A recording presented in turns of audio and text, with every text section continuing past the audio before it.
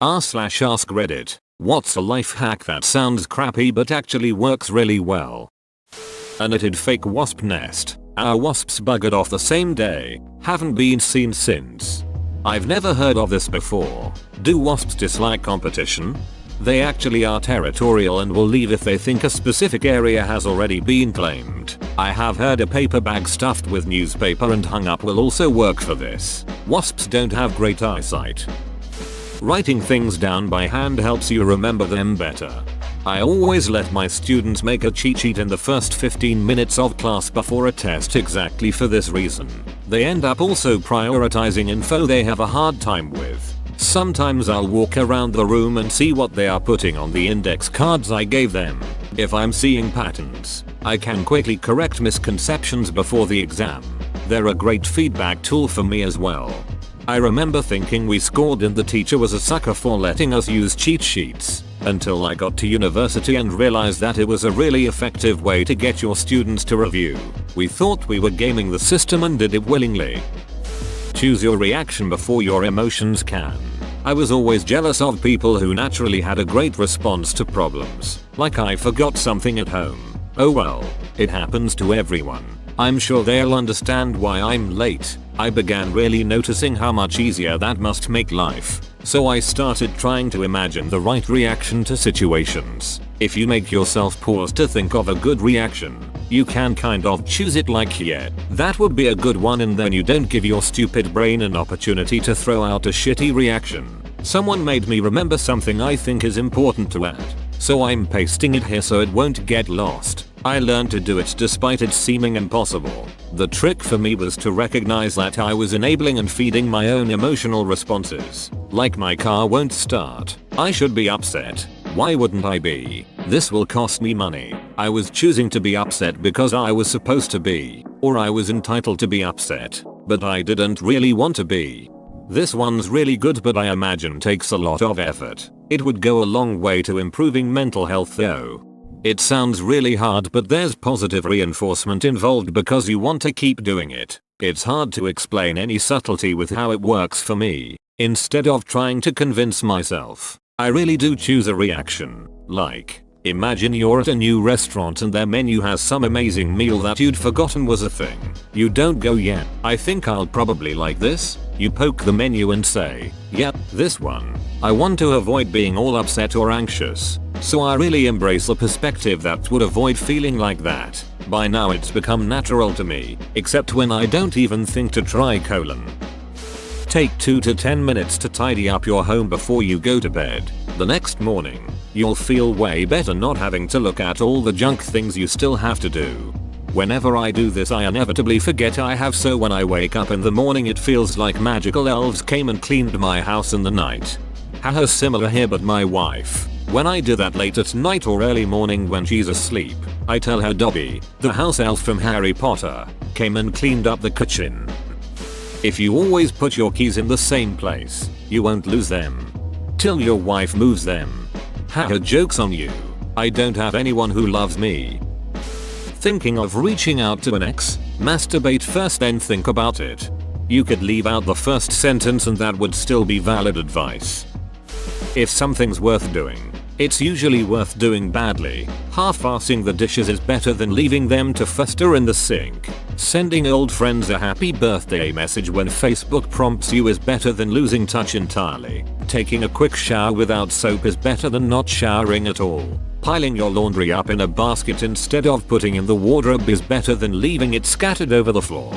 Also applies to self-improvement stuff as well as maintenance. Don't worry so much about doing 100 push-ups, 100 sit-ups, 100 squats and a 10-kilometer run that you do nothing. Just walk around the block and do one of each of the others for now. Just write 1 page a day of that novel, and allow it to be terrible. Write simple, buggy programs.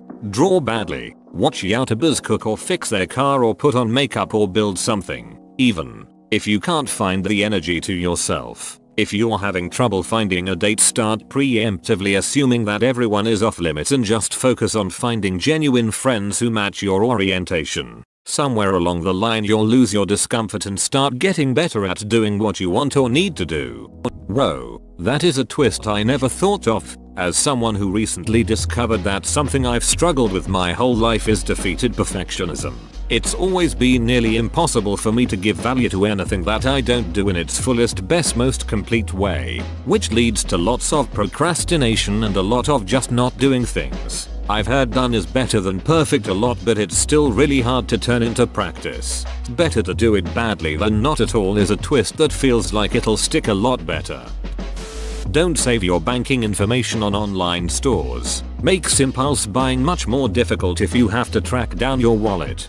Unless you remember all the numbers on your card, in which case you're ducked and your memory is too good for you to forget you're ducked. Just remember someone else's card info. Don't ask someone do you need anything when they are going through something. Ask them what can I do for you and stop talking. Sometimes listening is enough. Being a good listener isn't easy. You have to stop waiting for your turn to speak and just be there for them. Source: Father of Daughters. Bending your knees up using a little stool to support your feet while pooping. It has changed my life. I don't think op meant a literal crappy tip. I've been told I tend to be a bit too literal. I call it the power of might as well. Gonna get up from my desk and go to the kitchen? Oh well. Might as well take this plate with me. Going to pee before bed? Oh well. Might as well brush my teeth. Going to brush my teeth? Oh well. Might as well floss. Going outside? Oh well. Might as well bring the trash. It's ridiculous, but it works.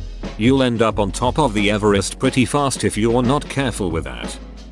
Exercising first thing in the morning really does make you feel better all day. It is garbage to start. Take a month or two to get used to, then you miss a day and feel like shit. I actually really hate that this is the truth. I started exercising in the morning with the express purpose to disprove that 1. Doing your hardest least favorite task first thing gets it done, and 2. That it improves your mood and energy for the day. Been getting up at 4:55 am every morning for so many years to exercise before work that I cannot live without it. Like I will wake at 3 am to exercise if I have something that will have me leaving the house for 5 am. I live in buttfuck nowhere. Most medical appointments are hours away and I have 2 chronic illnesses. I was invited to join a group of people cycling in the morning years ago, but I always declined because they start at 6:30 am. I decided to join them for a couple of rides 5 months ago and now I am hooked. I need to get up at 5 am to be there ready by 6:30 am.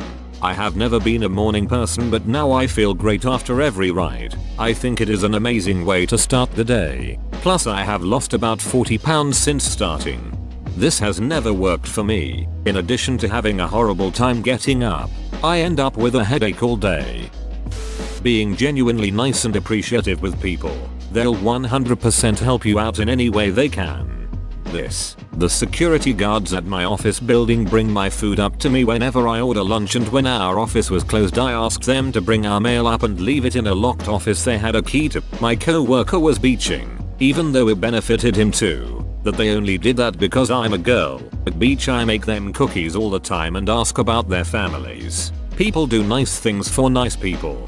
Yeah, whenever I'm having a frustrating issue and need to call customer service I always try to preface with something like, I know this is totally not your fault and I'm going to try to not take it out on you, but I'm frustrated right now, and then treat them respectfully. You have a much higher likelihood of getting your problem resolved in a satisfactory way, because customer service often has a surprising amount of discretionary power. Ignoring toxic family members or work calls can improve your mental health when properly spread out. Sometimes it's okay to set your phone aside and unplug. I'm in sales consulting. It's a 6-day-a-week gig. We finally were given dedicated work phones. I moved all my customers to that number. Didn't tell them it was a work phone, just that I was switching numbers. After 6 and on Saturdays, I just turned the phone off. There's nothing I can help with at that time that cannot be addressed the following day. I also moved work apps, emails, etc. to solely that phone. If something is absolutely on fire, my boss will reach out on my personal phone. This has been fantastic for my work-life balance. Unfortunately I really don't like my job, but that's on me. Not necessarily crappy per se, but I always encourage people to befriend the hospital employees that bring you your meal trays. They'll hook you up with the good stuff so you're not stuck eating crappy food.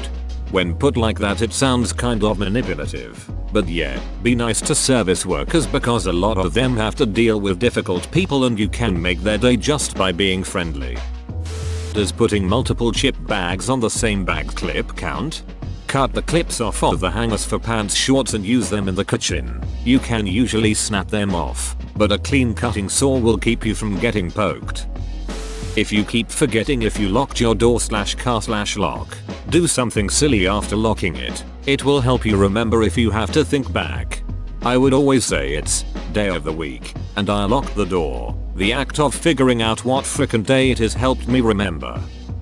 I started saying silly instead of stupid, like for example, oh I'm so stupid or that was stupid. I've noticed that it helped improve my self-esteem. I regularly call myself a ducking dumb dunt and my self-esteem is about as low as it can get. I should try calling myself stupid instead. Using leftover bags from grocery stores or whatnot for trash bags. IDKY. But whenever I tell people this, I get a funny look. It works well. Wait, people don't already do this? Stretch every morning. Nothing fancy. Just spine, shoulder, neck and leg stretches should be fine. Breathe deeply while you do it to wake yourself up, especially for people with a sedentary lifestyle or who work in office jobs. This is huge.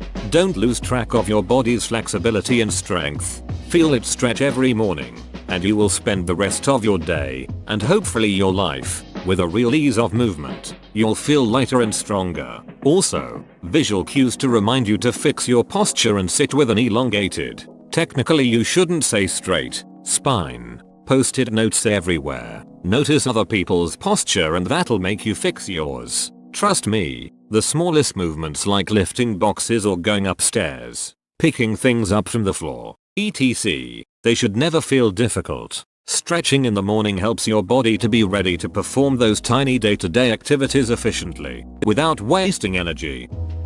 Taking 2 steps at a time when walking up the stairs. You take half the time to get to the next floor, and you get a good glute workout at the same time. That moment when your friend is taking 2 steps to walk upstairs and you feel peer pressured to as well and try to hold back being out of breath once you get to the next floor. Everyone got pissed the last time I sprinted 2 steps at a time. I don't know why. I didn't even hit anyone of the escalator.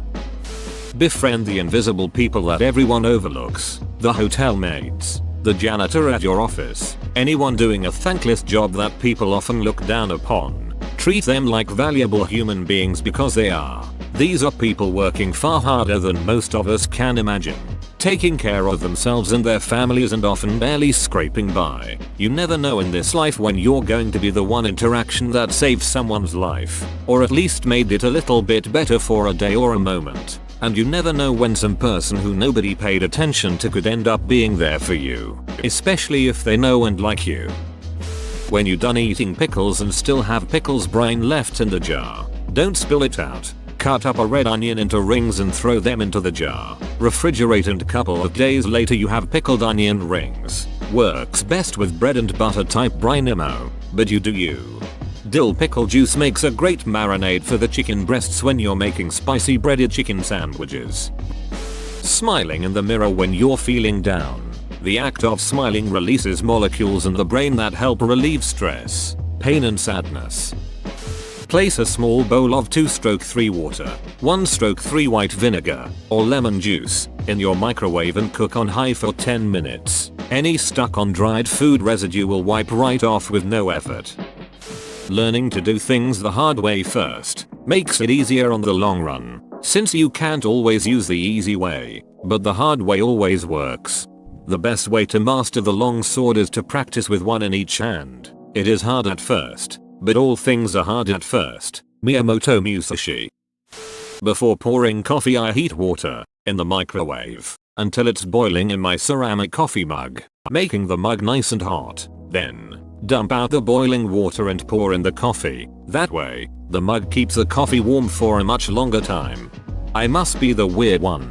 I put an ice cube in my cup as I pour the coffee. I don't like it super hot. I burn easily.